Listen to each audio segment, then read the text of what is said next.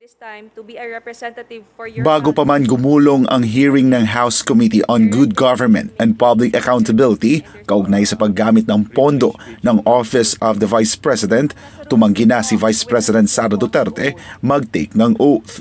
Iginiit ni Vice President Sara na inimbitahan siya bilang resource person at hindi bilang witness. Mr. Chair? Yes, the Honorable Yes, Vice when you President. sent a letter to the Office of the Vice President, you attached a copy of the rules Okay. in aid of legislation. Yes po. Yes, sir. Nakalagay po doon na witnesses lang po ang ino-oath. Sabi niyo po ngayon sa amin, resource persons kami. Ang ano po, considered as resource person po. Ang ano po. Kayo po. Kaya nga po. Yes po. Lahat po ino-oath po. Yes. Apo. Nakalagay po sa rules ninyo, witnesses. Nakalagay po dito ngayon sa table, resource persons. Lahat po considered as resource person and witness. Lahat po naman kayo, lahat resource person pa eh. Wala pa naman po tayong tinatawag na, lahat po considered as resource person pa lang po. Right. Opo. Ang nasa rules ninyo, witnesses lang po ang nag-o-oath. Wala po kayong rules sa resource persons. Isang point of order naman ang ginawa ni dating Pangulo at Pampanga 2nd District Representative Gloria Macapagal Arroyo bilang pagdepensa sa bise. If by the nature, for instance, of the privileged speech, if the witness is not a mere but the person being asked is not a mere witness or a mere person of interest, he is in fact the accused of what seems to be a case including malversation of public funds. And the court repeated the rule that an accused occupies a different tier of protection from an ordinary witness. So from given what Miriam Defensor Santiago said and the Supreme Court ruling that she's quoting, we cannot we cannot just trivialize. Kasi you're just a witness. You're a witness. Pareho na rin yung witness, resource person. They are not the same. The Supreme Court says they are not the same. And somebody who appears to be the accused has a different tier of protection from a witness. And in fact, can refuse to take the witness stand. Sa kanyang opening statement, binigyang diin naman ni Vice President Sara na walang ginawang mali ang kanyang tanggapan at walang maling paggamit sa kanilang pondo. Kung meron man aniyang audit findings, ay handa silang sagutin ito sa harap ng Commission on Audit. At kung may mga lehitimong kaso man na isasampa, ay haharapin nila ito sa tamang korte.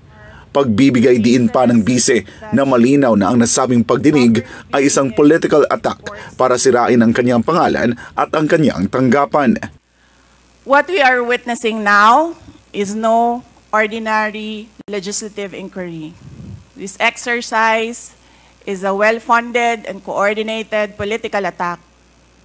This much is evident from the very words of the privileged speech that prompted this inquiry. A speech that simply meant to say, do not vote for Sara on 2028. It is clear to me that this inquiry is not about misused funds, accountability, or governance. Instead, it is solely aimed at discrediting my name and my office to prevent future political contests. Dagdag pa ng pangalawang Pangulo na hindi siya humihingi ng anumang special treatment o pagsunod sa anumang tradisyon sa budget hearing. Kung sa tingin aniya ng mga mambabatas ay hindi pa sapat ang mga isinumite nilang mga dokumento patungkol sa kanilang panukalang pondo para sa taong 2025 ay wag na aniya silang magbigay ng budget sa OVP. Pero iginiit ni VP Sara na hindi naman talaga ang pondo ng kanyang tanggapan ang puntirya ng mga mambabatas. Sa totoo lang, hindi naman ang budget ang puntirya ninyo. Dahil napakadali naman magtanggal ng budget. What you are trying to do is make a case for impeachment. Muling iginiit ni VP Sara na hindi siya kakandidato sa nalalapit na eleksyon at hindi siya namumulitika. Tanging pagtupad lamang aniya sa kanyang sinumpaang tungkulin sa taong bayan ang kanyang ginagawa. Muli ring binigyang diin ng bise na hindi siya ang problema ng Pilipinas, kundi ang tunay aniyang problema ng bayan ay ang kagutuman, kahirapan, iligal na droga, kriminalidad, terorismo, hindi sapat na healthcare, kalidad ng edukasyon at kawalan ng planong infrastruktura laban sa mga kalamidad at marami pang iba. Sa huli, sinabi ng pangalawang Pangulo na patuloy man siyang siraan ay hindi siya hihinto na pagsilbihan ang taong bayan. So, you may try to destroy me, you can skin me alive, and throw my ashes to the wind. But let it be known, you will find me unbowed. I will continue to serve the Filipino people no matter the personal cost or political intrigue. Hindi na tinapos ni Vice President Sara ang nasabing pagdinig. Para sa Diyos at sa Pilipinas kumahal, ako si Jason Rubrico, SMNI News.